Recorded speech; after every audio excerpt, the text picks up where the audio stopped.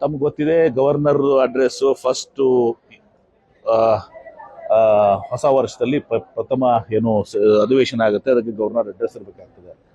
Governor is the voice of the government ಇವತ್ತಿನ ದಿವಸ ಏನು ನಾವು ಅವ್ರಿಗೆ ಎದು ಕೊಡ್ತೀವಿ ಅದನ್ನ ಓದ್ತಾರೆ. ಹಿಂದೆಲ್ಲ ಓದಿಲ್ವಾ ಅವರು? ಇದೇ ಗವರ್ನರ್ ಓದಿಲ್ವಾ? ಓದಿದಾರಲ್ಲ. ಈಗ ಯಾಕೆ ಮಹಾತ್ಮ ಗಾಂಧಿ ರೋಜ್ಗಾರ್ ಯೋಜನೆ ಅನ್ನೋದು ಒಂದು ಮಹತ್ವವಾದಂತ ಯೋಜನೆ ಮೊನ್ನೆ ಕೊಟ್ಟಿದ್ದೀನಿ ನಿಮ್ಗೆಲ್ಲ. ಹಳೇದೇನಿತ್ತು ಹೊಸದೇನಿತ್ತು ನಾನು ಬಿಡಿಬಿಡಿಗಾಗಿ ಕೊಟ್ಟಿದ್ದೆ ನಿಮ್ಗೆ. ಸುಮ್ಮನೆ ಹೇಳಿಕೆ ಕೊಡುವಂಥದ್ದಲ್ಲ. ನಿಮಗೆ ಮೊದಲೇನಿತ್ತು ಈಗೇನಿತ್ತು ಅಂತ ಮೊದಲು ನಿಮ್ಗೆ ನೋಟೇ ಕೊಟ್ಟಿದ್ದೀನಲ್ಲ. ನಿಮ್ಗೆ ನೋಟ್ ಕನ್ನಡದಲ್ಲಿ ಕೊಟ್ಟಿದ್ದೀನಿ, ಇಂಗ್ಲಿಷ್ನಲ್ಲಿ ಕೊಟ್ಟಿದ್ದೀನಿ. ಯಾವ ರೀತಿ ಇವತ್ತು ಸಹ ವ್ಯತ್ಯಾಸ ಆಗ್ತದೆ ಅಂತ ಹೇಳಿ. ಹೀಗಿದ್ದಾಗ ಇದನ್ನ ನಾವು ತಿರಸ್ಕಾರ ಮಾಡಿ ಇವತ್ತು ನಮಗೆ ಇಲ್ಲಿ ಮತ್ತೆ ಪುನರ್ ಸ್ಥಾಪಿಸಬೇಕಾದ್ರೆ ಮಹಾತ್ಮ ಗಾಂಧಿ ರೋಜ್ಗಾರ್ ಅನ್ನೋದು ಜನರ ಹಕ್ಕು. ಇವತ್ತು ದಿವಸ ಇಲ್ಲಿ ಸ್ಥಳೀಯವಾಗಿ ಉದ್ಯೋಗ ಸಿಗಬೇಕಾಗಿದ್ದು ಪ್ರತಿಯೊಬ್ಬರ ಹಕ್ಕು. ಹಕ್ಕನ್ನು ಕಸ್ಕೊಂಡಿದ್ದಾರೆ. ಅದ್ರ ಬಗ್ಗೆ ನಾವು ಇದು ಮಾಡ್ಬೇಕಾದ್ರೆ ಅದನ್ನ ಓದ್ ಮಾಡಿ ಹೇಳ್ಬೇಕಾದ್ರೆ ಗವರ್ನರ್ ಏನು ಅವ್ರಿಗೆ ಗವರ್ನರ್ಗೆ ಏನಾದ್ರು ಕೇಂದ್ರ ಸರ್ಕಾರ ಏಜೆಂಟ್? ಅವರು ಈಸ್ ಇಂಡಿಪೆಂಡೆಂಟ್. ರಾಜ್ಯದ ಇದನ್ನು ಓದಬೇಕಾಗಿತ್ತು. ಅದ್ರ ಏನ್ ತೋರಿಸ್ತಾ ಇದ್ದು ಗವರ್ನರ್ ಓದಂಗಿರ್ತಂದ್ರೆ ಕೇಂದ್ರ ಸರ್ಕಾರ ಕೈಗೊಂಬೆ ಅಂತ ತೋರಿಸ್ತಾರೆ. ತಾವೇ ಕುತ್ಕೊಂಡು ಗವರ್ನರ್ ಅವರು ಅದಕ್ಕೆ ನೀವು ಓದ್ಬೇಕಾಗಿ ನಾನು ಗವರ್ನರ್ ಈ ಶುಡ್ ರೀಡ್ ಇಟ್, ಓದ್ಬೇಕು. ಅದನ್ನ ಬಿಟ್ಕೊಂಡು ನಾವು ತಿರಸ್ಕಾರ ಮಾಡ್ತೀನಿ ಅಂದ್ರೆ governor is acting on central government. ಒಂದು ಪಾರ್ಟಿ ವಕ್ತಾರರಾಗಿ ಇವತ್ತು ನಡ್ಕೊಂಡಿದ್ದಾರೆ, ಏಜೆಂಟ್ ಆಗಿ ನಡ್ಕೊಂಡಿದ್ದಾರೆ. ತಪ್ಪುಗಳಿದೆ ಎಲ್ಲ ಕೂಡ. ಅದಕ್ಕೆ ಆ ಕಾರಣ ಯಾರು? ಗವರ್ನರ್. ಅವ್ರು ಗವರ್ನರ್ ಈ ರೀತಿ ಮಾಡಿದಾಗ ಅದೆಲ್ಲ ವಾತಾವರಣ ಸೃಷ್ಟಿಯಾಗಿದೆ ಅಲ್ಲಿ. ಪಾಪ ಹರಿಪ್ರಸಾದ್ ಅವರು ಬಟ್ಟೆ ಎಲ್ಲ ಕೇರಿಸಿ ಹಚ್ಕೊಳ್ತದ್ದು. ಈ ವಾತಾವರಣ ಸೃಷ್ಟಿ ಮಾಡಕ್ಕೆ ಇದೆಲ್ಲ ಆಗ್ಲಿಕ್ಕೆ ಕಾರಣ ಗವರ್ನರ್. ಇಲ್ಲಿಗೆ ಬರಲೇಬಾರ್ದಾಗಿತ್ತು. ಬಂದ್ರೆ ಯಾಕೆ ಬಂದಿಲ್ಲ? ಓದಂಗಿಲ್ಲ ತಿಳಿ ಇದು ಮಾಡ್ತಾ. ಅದೇ ಮತ್ತೆ ಪದೇ ಎರಡನೇ ಸಲ ಪ್ರೂವ್ ಮಾಡ್ತಾ ಇದಾರೆ ಅವ್ರು.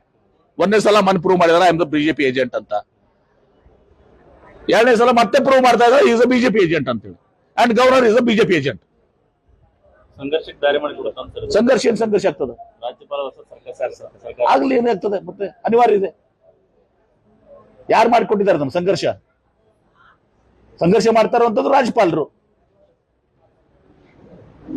ತಮಿಳುನಾಡಲ್ಲಿ ಇದೇ ತರ ಮಾಡ್ತಾ ಇದ್ರೆ. ಎಲ್ಲೆಲ್ಲಿ ಕಾಂಗ್ರೆಸ್ ಸರ್ಕಾರಗಳಿದಾವೆ ಇದೇ ತರ ಮಾಡ್ತಾ ಇದ್ರೆ. ತಮಿಳುನಾಡದಲ್ಲೂ ಇದೇ ತರ ಆಗಿದೆ. ಮತ್ತೆ governor is a BJP agent.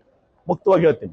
Congress ಸರ್ಕಾರ ಇರುವ ರಾಜ್ಯಗಳಲ್ಲಿ ಸರ್ಕಾರ ಸರಿಯಾಗಿ ನಡೀಬಾರ್ದು. ಇದನ್ನ ಅಲ್ಲ ಅಂದ್ರೆ ಕೇಂದ್ರ ಸರ್ಕಾರದ ವಿರೋಧ ನಾವು ಏನು ವ್ಯಕ್ತಪಡಿಸಬಾರ್ದು. ನಾವು ಅವ್ರ ತರ ಗವರ್ನರ್ ತರ ನಾವು ಕಾಂಗ್ರೆಸ್ ಸರ್ಕಾರ ಬಿಜೆಪಿ ಏಜೆಂಟ್ ಆಗಿರ್ಬೇಕು.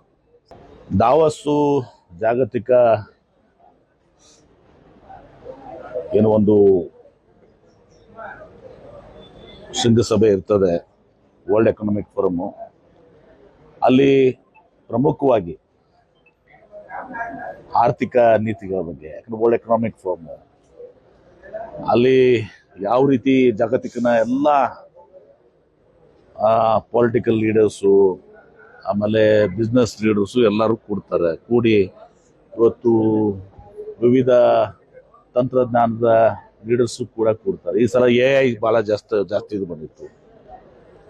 ಯಾವ ರೀತಿ ಈಗ ಭೌಗೋಳಿಕ ಈ ಒಂದು ವ್ಯವಸ್ಥೆ ನಡೆದಿದೆ, ಯುದ್ಧಗಳ ಒಂದು ಇದು, ಆಮೇಲೆ ಟ್ರಂಪ್ ಅವರು ತಾರೀಫು, ಇವೆಲ್ಲ 108 ವಿಚಾರದಲ್ಲಿ ಏನು ಜಿಯೋ ಪೊಲಿಟಿಕಲ್ ಸಿಚುವೇಶನ್ ಅಂತ ಏನಂತೀವಿ ನಾವು, ಅದ್ರ ಬಗ್ಗೆ ಅನೇಕ ಡಿಸ್ರಪ್ಷನ್ಸ್ ಆಗ್ತದೆ. ಅಂದ್ರೆ ಈಗ ತಾರೀಫ್ ಹಾಕಿರುವಂತಹದ್ದು ಇವೆಲ್ಲನೂ ಕೂಡ ನಡೆದಿದೆ.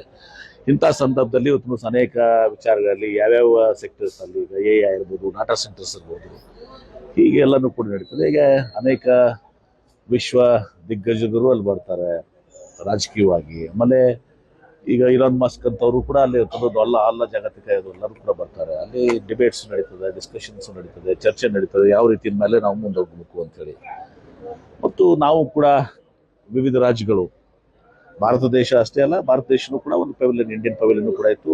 ನಮ್ಮ ಪವೆಲಿಯನ್ಸ್ ಕೂಡ ಎಲ್ಲ ಅನೇಕ ರಾಜ್ಯಗಳೆಲ್ಲ ಭಾಗವಹಿಸಿದ್ವಿ. ಕರ್ನಾಟಕ ಒಂದು ಮುಂಚೂಣಿರುವಂಥ ರಾಜ್ಯ. ಇವತ್ತು ನಾವು ಜಾಗತಿಕವಾಗಿ ನಾವು ಕಾಂಪೀಟ್ ಮಾಡ್ತೀವಿ.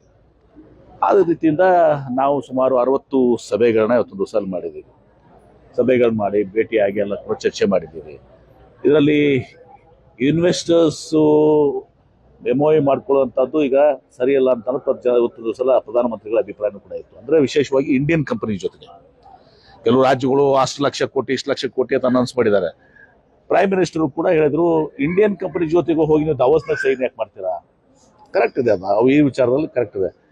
ನಮ್ಮವ್ರೆ ನಮ್ಮ ನಮ್ಮ ನಮ್ಮ ಇಲ್ಲಿ ಬೆಂಗಳೂರಿನಾಗ ಸಹಿ ಮಾಡೋದನ್ನ ಹೋಗಿ ನಾವು ಇಂಡಿಯಾದಾಗ ಸಹಿ ಮಾಡೋದು ಹೋಗಿ ಅಲ್ಲಿ ದಾವೋಸ್ನಾಗ ಹೋಗಿ ಸಹಿ ಮಾಡೋದು ಎಷ್ಟರ ಮಟ್ಟಿಗೆ ಸರಿ ಅನ್ನೋದು ಕೂಡ ಇತ್ತು. ನಾವು ಒಂದು ಸ್ವಲ್ಪ ಕಾನ್ಶಿಯಸ್ ಡಿಸಿಷನ್ ತಗೊಂಡಿದ್ವಿ, ಸಲ ನಾವು ಯಾವ MOU ಸೈನ್ ಮಾಡೋದಿಲ್ಲ ಅಂತೇಳಿ. ಸ್ವಾಭಾವಿಕವಾಗಿ ಏನು ಅಲ್ಲಿ ಬಂದಿದ್ದಾರೆ ಅಷ್ಟಕ್ಕೆ ಮಾತ್ರ ಮಾಡಿದ್ವಿ.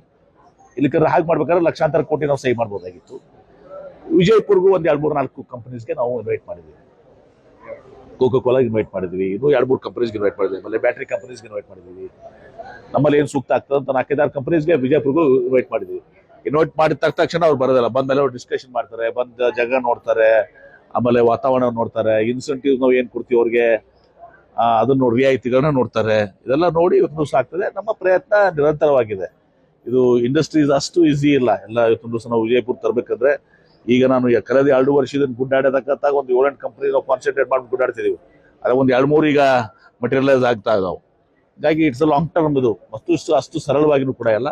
ಒಟ್ಟಾರೆ ನನ್ನ ಉದ್ದೇಶ ಏನಿದೆ ಅಂದ್ರೆ, ಇವತ್ತು ಹೆಂಗೆ ನಾನು ಪದೇ ಹೇಳ್ತೀನಿ, ಹೆಂಗೆ ಶರದ್ ಪವಾರ್ ಅವರು ಬಾರಾಮತಿ ಇದು ಆಯ್ತು, ಆಗಿನ ಕಾಲ ಬೇರೆ ಇತ್ತು. ಈಗ ಬಹಳ ಸ್ಟಿಫ್ ಕಾಂಪಿಟೇಷನ್ ಇದೆ. ನೀವು ಇನ್ಸೆಂಟಿವ್ 30% ಕೊಡ್ತೀವಿ, ಇನ್ನೊಬ್ರು ರಾಜ್ಯ 40% ಕೊಡ್ತೀವಿ ಅಂತಾರೆ. ನಾವು ಇವತ್ತು ದಿವಸ 1 ಕೋಟಿ ರೂಪಾಯಿ 1 ಎಕರೆ ನಾವು ಕೊಡ್ತೀವಿ, ಒಬ್ರು ಫ್ರೀಯಾಗಿ ಕೊಡ್ತೀವಿ ಅಂತಾರೆ. ಈ ಎಲ್ಲನೂ ಕೂಡ ಬಹಳಷ್ಟು ಇದು ಇದೆ. ಅದಾಗಿನೂ ಕೂಡ ಒಂದು 5-6 ಇಂಡಸ್ಟ್ರೀಸ್ ನಮಗೆ ಡಾವೋಸ್ನಲ್ಲಿ ಒಂದು 60 ಕಂಪನಿಲಿ ಒಂದು 5-6 ಇಂಡಸ್ಟ್ರೀಸ್ಗೆ ನಾವು ವಿಜಯಪುರ್ಗೆ ಇನ್ವೈಟ್ ಮಾಡಿದ್ದೀವಿ. ಸಕಾರಾತ್ಮಕವಾಗಿದ್ದಾರೆ. ಮುಂದೆ ಅದನ್ನ ಹೆಂಗೆ ಪ್ರೊಸೀಡ್ ಮುಂದೆ ಗೊತ್ತಾಗ್ತಿಲ್ಲ. ನಾವು ಇನ್ಸೆಂಟಿವ್ಸು ಎಲ್ಲ ಏನು ಕೊಡ್ತೀವಲ್ಲ ಹೆಂಗೆ ಆಗ್ತದೆ. ಒಟ್ಟಾರೆ ಇದು ಒಂದು ಮಹತ್ವದ ವರ್ಲ್ಡ್ ಎಕನಾಮಿಕ್ ಫೋರಮು. ಅಲ್ಲಿ ಹೊಸ ವಿಚಾರಗಳು, ಹೊಸ ಯಾವ ರೀತಿ ಜಗತ್ತು ಹೋಗ್ತಾ ಇದೆ, ಬಿಸ್ನೆಸ್ ಹೋಗ್ತಾ ಇದಾವೆ, ಏನೆಲ್ಲ ಮುಂದೆ ಆಗ್ಬೋದಂಥದ್ದು ಬದಲಾವಣೆಗಳಾಗ್ತವೆ, ಅದೆಲ್ಲವನ್ನು ಕೂಡ ನೋಡಿದ್ವಿ. ಆ ಪ್ರಕಾರವಾಗಿ ನಾವು ಕೂಡ ಕರ್ನಾಟಕ ರಾಜ್ಯ ಕೂಡ ತಯಾರಾಗಿ ಮುನ್ನಡೆಯುವಂತಹದ್ದು ಮತ್ತು ನಾವು ಅದಕ್ಕೆ ಸಮರ್ಥರು ಕೂಡ ಇದೆ. ಕರ್ನಾಟಕ ರಾಜ್ಯ ಸಮರ್ಥ ಇದೆ. ಇಲ್ಲಿ ಒಂದು ವಾತಾವರಣ ಇಕೋಸಿಸ್ಟಮ್ ಇದೆ ಮತ್ತು ಅದಕ್ಕೆ ಬೇಕಾಗಿದ್ದಂಥ ಟ್ಯಾಲೆಂಟು ನಮ್ಮ ಹತ್ರ ಇದೆ.